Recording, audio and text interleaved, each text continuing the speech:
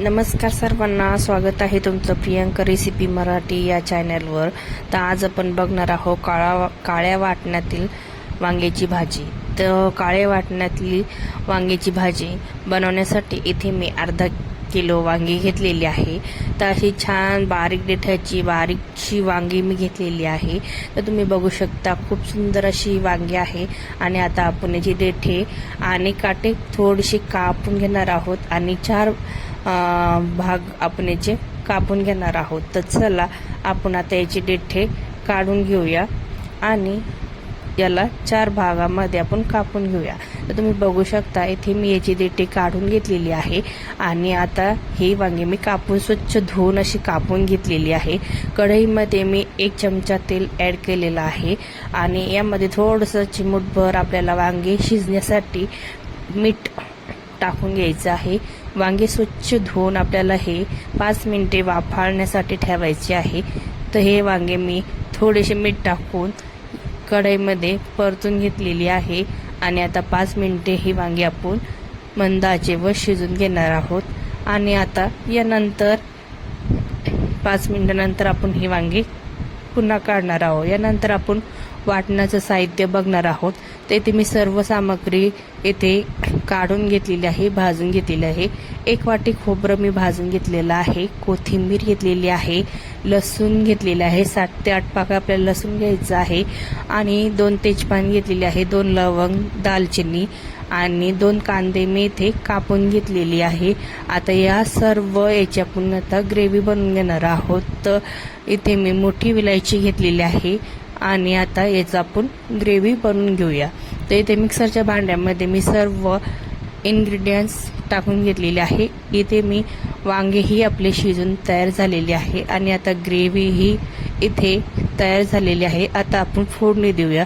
तर कढईमध्ये मी 2 चमचे तेल ॲड करून घेतलेलं आहे। ज्या कढईमध्ये आपण वांगे शिजवून घेतले होते त्याच कढईमध्ये आता आपण फोडणी देणार आहोत। तर यामध्ये 2 चमचे तेल ॲड करून घेतलेलं आहे, 2 चमचा काळा मसाला घातलेला आहे, 1 चमचा गोडा मसाला घातलेला आहे, 1 चमचा आपल्याला लाल तिखट घालायचं आहे, 1 चमचा हळद घालायची आहे आणि वाटलेलं सर्व वाटण यामध्ये टाकून घेणार आहोत। चवीनुसार मीठ यामध्ये ॲड करून घ्यायचं आहे आणि आता हे सर्व साहित्य आपण एकत्र 2 मिनिटे छान असा मसाला आपला फ्राय करून घेणार आहोत। तर तुम्ही बघू शकता यानंतर आपण आता शिजलेली वांगी यामध्ये ॲड करून घेतलेली आहे।